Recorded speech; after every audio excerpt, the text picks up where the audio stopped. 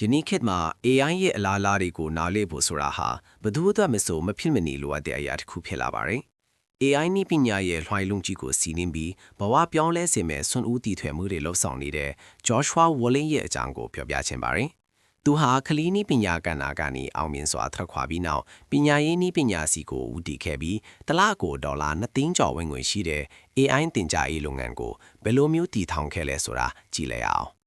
Joshua Woolley ဟာ6နှစ်သားလေးကတည်းကသူ့ရဲ့ပထမဆုံး company ကိုစတင်ခဲ့တဲ့ engineer တူဖြစ်ပါတယ်။ computer သိပ္ပံပွဲရပြီးနောက်သူဟာ super awesome လို့ခေါ်တဲ့ company တစ်ခုကိုတည်ထောင်ခဲ့ပါတယ်။ဒီ company ဟာကမ္ဘာအကြီးဆုံးခလီနည်းပညာ company တွေထဲကတစ်ခုဖြစ်လာခဲ့ပြီး Fortnite ကိုဖန်တီးခဲ့တဲ့ Epic Games ကဝယ်ယူခဲ့ပါတယ်။အဲ့ဒီနောက်မှာတော့သူဟာပညာရေးနဲ့ပဲကိုစိတ်ဝင်စားခဲ့ပြီး company 50ခန်းမှာယင်းနှီးမြှုပ်နှံခဲ့ပါတယ်။လွန်ခဲ့တဲ့9နှစ်ခန့်ကစပြီးသူဟာရိုးရာပညာရေးစနစ်ကိုမကြိုက်နှစ်သက်တဲ့အတွက် Mindstone ကိုစတင်ခဲ့ပါတယ်။လွန်ခဲ့တဲ့အနက်နှစ်ခွဲခန့်က ChatGPT ပေါ်ပေါက်လာပြီးအရာအလုံးပြောင်းလဲသွားခဲ့ပါတယ်။ Joshua နဲ့သူ့ရဲ့အဖွဲ့ဟာ Generative AI ကိုအပြည့်အဝအားလုံးစိုက်ခဲ့ပြီးကမ္ဘာပေါ်မှာအကြီးဆုံးလက်တွေ့ AI အတိုင်းဝိုင်းကိုတိစောက်ခဲ့ပါတယ်။သူတို့ရဲ့ရည်ရွယ်ချက်ကတော့နှီးပြောင်းရမကျွမ်းကျင်သူတွေအတွက် AI အသုံးပြုနိုင်တဲ့ platform တစ်ခုကိုတိစောက်ဖို့ဖြစ်ပါတယ်။ Mindstone ရဲ့ AI Competency Program ဟာနှီးပြောင်းရမကျွမ်းကျင်သူတွေကိုအချိန်တိုအတွင်းအလုပ်ပိုလုပ်နိုင်ပြီး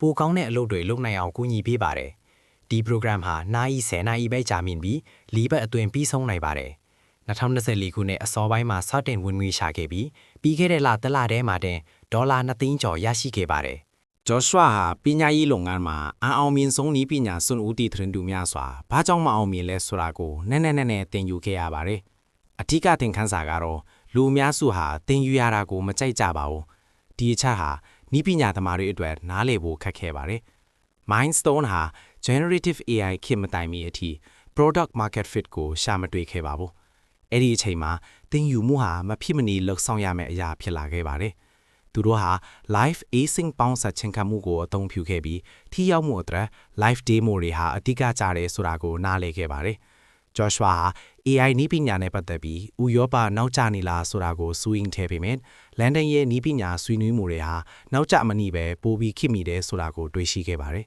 ။ဒါကြောင့်သူဟာ AI အတိုင်းဝိုင်းငယ်လေးတစ်ခုကိုစတင်ခဲ့ပြီးနောက်ပိုင်းမှာကမ္ဘာအကြီးဆုံးလက်တွေ့ AI အတိုင်းဝိုင်းထိလာခဲ့ပါတယ်။ဒီအတိုင်းဝိုင်းဟာသူတို့ရဲ့ကြီးထွားမှုအတွက်အဓိကတော့ချက်ဖြစ်ပါတယ်။ Joshua ရဲ့အကြီးမားဆုံးအမားကတော့လူတွေသင်ယူခြင်းနဲ့ဘလို့ပတ်သက်တယ်ဆိုတာကိုအစားပိုင်းကနားမလည်ခဲ့ခြင်းပါပဲ။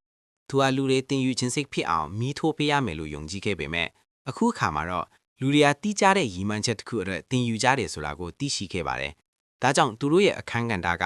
ရည်မှန်းချက်ကိုဖော်ထုတ်ပေးပြီးအဲ့ဒီစီကိုရောက်ဖို့သင်ယူမှုကဘလို့ဥဆောင်ပေးမလဲဆိုတာပြသပေးဖို့ဖြစ်ပါတယ်။ ကုမ္ပဏီတိစောက်တဲ့ရှုထောင်ကကြည့်ရင်သူသင်ယူခဲ့ရတဲ့အကြီးမားဆုံးသင်ခန်းစာကတော့တူညီတဲ့အမြင်တွေကိုအားကိုးနေဖို့ပါပဲ။အစားထိုးအနေနဲ့တီးကြတဲ့ဥတီချက်တစ်ခုကိုအားစိုက်ပြီးနှက်ဆသူ့လောက်ဆောင်တင်လဲလို့သူယုံကြည်ပါတယ်။ AI နည်းပညာဟာလူသမိုင်းမှာအရေးကြီးဆုံးပြောင်းလဲမှုတစ်ခုလို့ Joshua ကယုံကြည်ပါတယ်။သူတို့ရဲ့ရည်မှန်းချက်ကအရာအလုံးအလိုလောက်ဖြစ်သွားပြီးအလို့အကိုက်ဒီဆုံးရှုံးရမယ့်အနာဂတ်မျိုးမဟုတ်ပဲလူတိုင်းကိုဒီနည်းပညာကိုအသုံးချပြီးသူတို့ရဲ့ရည်မှန်းချက်တွေကိုအောင်မြင်အောင်ကူညီပေးနိုင်တဲ့အနာဂတ်မျိုးကိုဦးတည်စေဖို့ပါပဲ။